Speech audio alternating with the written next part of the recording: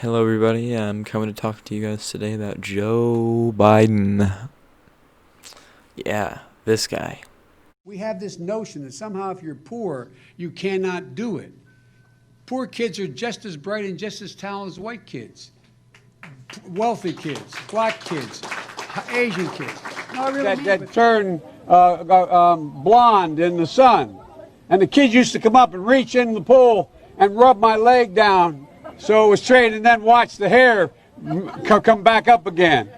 They'd look at it. So I learned about roaches. I learned about kids jumping on my lap. And I've loved kids jumping on my lap. Yeah, that guy. Joe Biden. I'm going to come to talk to you guys today about why I think you should be voting for Joe this election cycle, actually. So, it's a bit ironic that I included those clips in the beginning, but here we go. I'm going to demonstrate the three major crises that this nation's been going through that I think that Joe will either help to heal or will at least prolong for long enough that we can maybe get a more favorable candidate into office.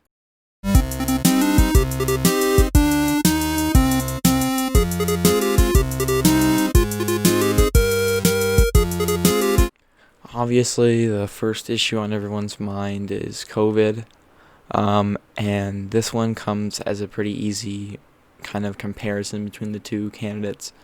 Obviously, the Trump administration's handling of the coronavirus has been totally bungled from the beginning. They had a shortage of ventilators, PPE, and equipment.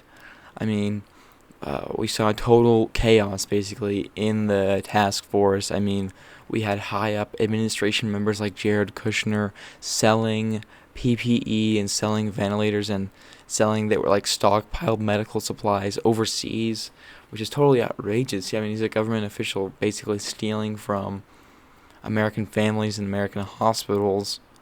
That's just insane. Not to mention the fact that the administration continues to belittle the virus, even though the president was recently hospitalized for COVID and many members of the White House and your staff were tested. Some were hospitalized even. The Trump administration continues to not take the virus seriously. They continue to belittle its effects. They continue to essentially declare victory over the virus, even though that's basically antithetical to what the data shows and what the cases show, and the fact that we have hundreds of thousands dead, and that number is still rising. I mean, just in the state that I live in, I mean, we're rolling back the openings now, and we're reclosing stuff, and I mean, the numbers are still on the up here, and the administration is essentially declaring victory, and he's allowing these Republican governors to break from the trend, basically, and open up too early. We have these businesses opening with no mask mandates. I mean, people aren't wearing masks. People are not social distancing.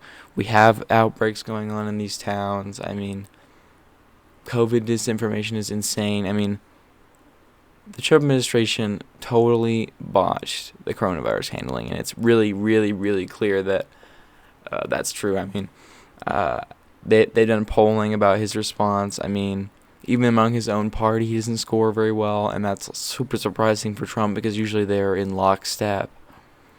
But that's what we're seeing basically on the front of COVID. And then we have Joe Biden, who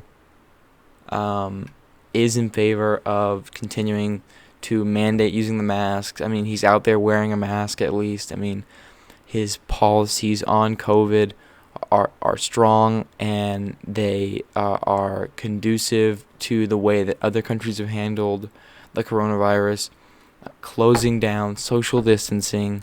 I mean, quarantining people basically to get this virus out of there, because when we keep opening up and having new outbreaks and stuff, it just continues basically the vicious cycle of having this virus. And that's why we see all these other countries that have opened back up, all these other countries that are basically rid of the virus now, and we are still struggling here because of the Trump administration, basically.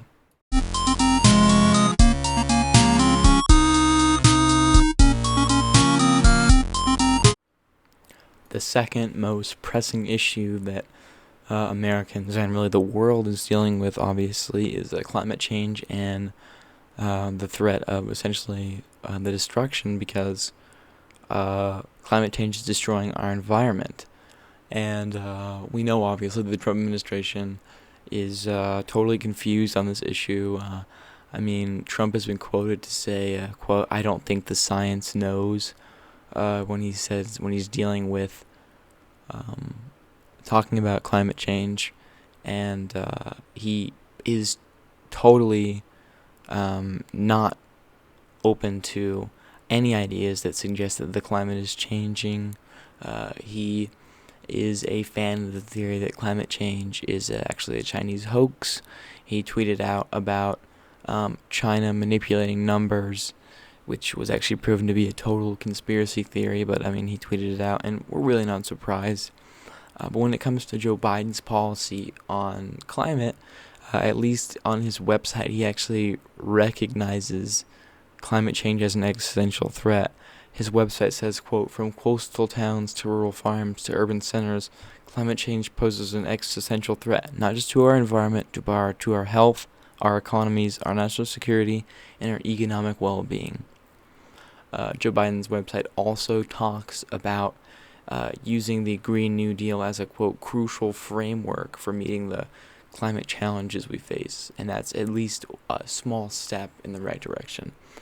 In terms of hard policy, Joe Biden wants to achieve a 100% clean green economy by 2050 and achieve a net zero emissions no later than 2050 as well. And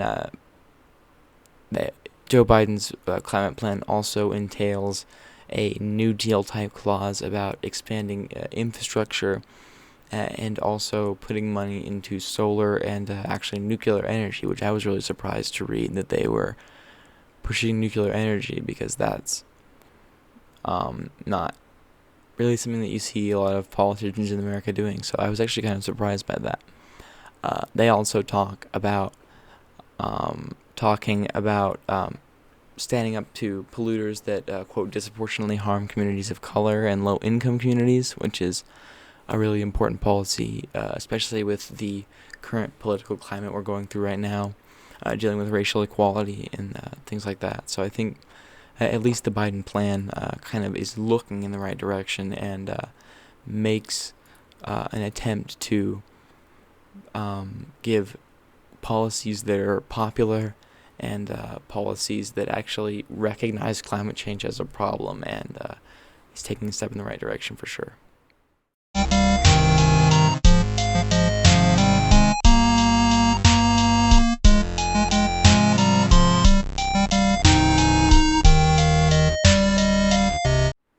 Third and final crisis that I believe the Joe Biden administration will help to relieve, or at least make an attempt at relieving, is the current crisis we have in the Supreme Court. And as you know, Ruth Bader Ginsburg passed away recently, and the replacement has opened up there in the court, and Trump pretty quickly announced that he was going to nominate Amy Coney Barrett for the position.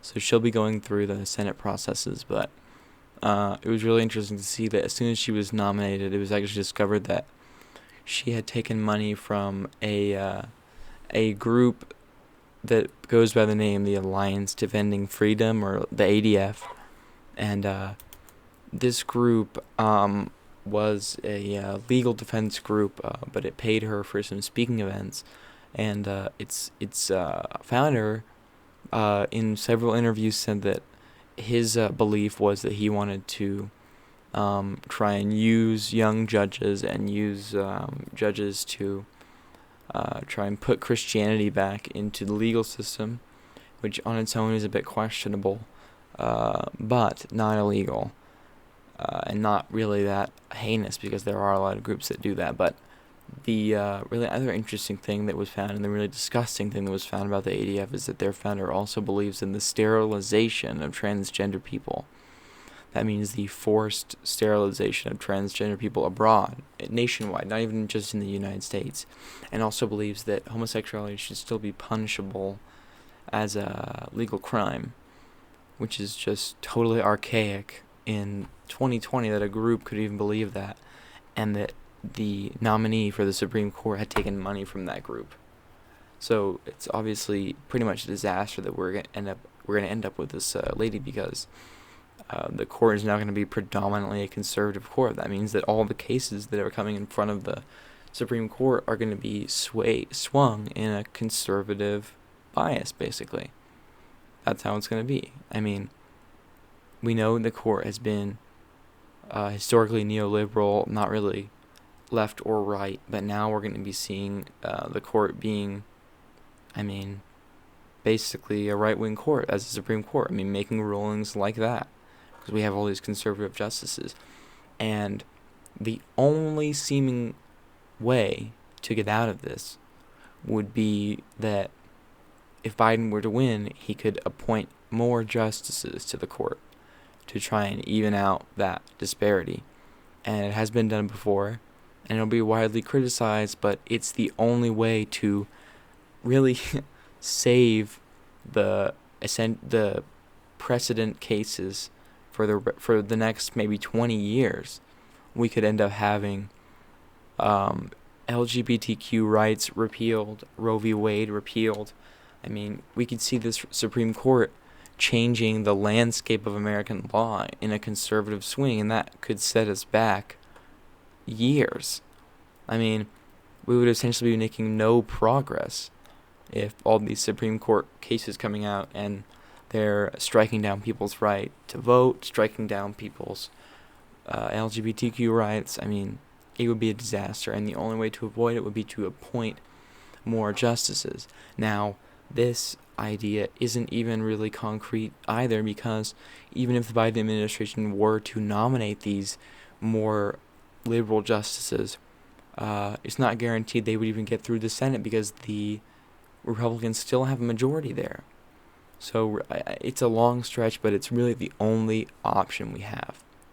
And that's what it comes down to when it comes to Biden versus Trump. I mean, Biden is the only option we have for any kind of real change. I mean, at least he recognizes climate change as a problem. At least he is not actively fighting against the coronavirus in a way that essentially puts it onto the American people. And, I mean, declaring victory while we're still dying out here. Joe Biden is the only option, and the stakes are too high not to vote for Joe Biden if you can vote this election season. Any other vote, not voting, or voting for a third party, while not basing your vote, may just be a way to help elect Trump. I understand the principality of voting for the party that you agree with in values, but when it comes to practicality, a Biden administration is the only way forward for any progressive change in this country.